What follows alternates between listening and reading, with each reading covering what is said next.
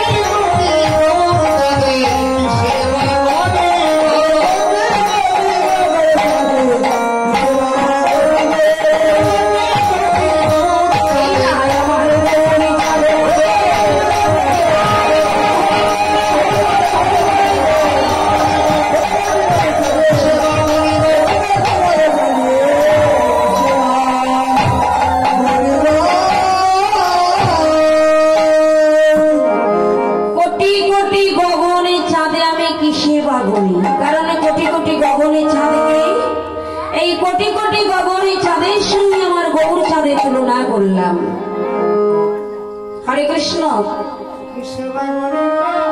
গগনের চাঁদের সঙ্গে আমার গৌর চাঁদের তুলনা করে, গগনের চাঁদের সঙ্গে আমার গৌর চাঁদের তুলনা হলো না।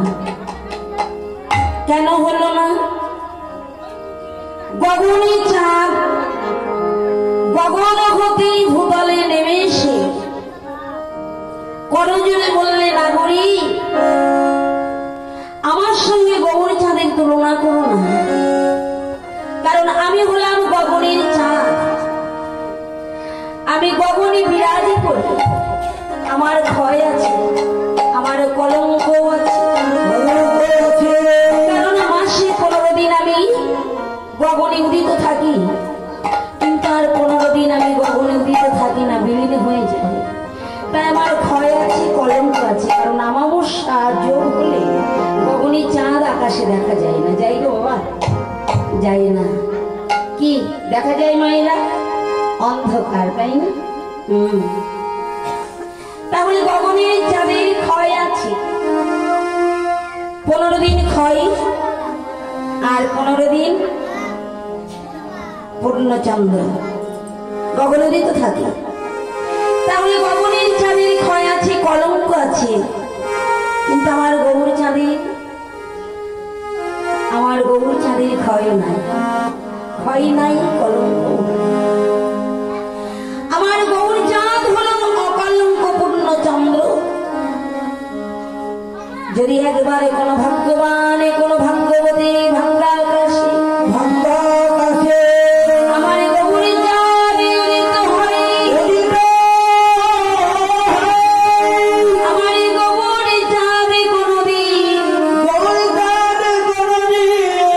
গৌর চাঁদ কোনদিন বিলীন হয় না। তাই আমার গৌর চাঁদের ক্ষয় নাই, কলঙ্ক নাই। তাই না গৌরী, আমার সঙ্গে গৌর চাঁদের তুলনা করো না। তাই গগনের চাঁদ গগন হতে নেমে এসে ভূতলে 10 ভাগে ভাগ হয়ে আমার গৌর চাঁদের চরণের নখরমণি হয়ে বিরাজ করতে লাগবে। তাই গৌর চাঁদের সঙ্গে আমার গগনের চাঁদের তুলনা হলো না। কেন?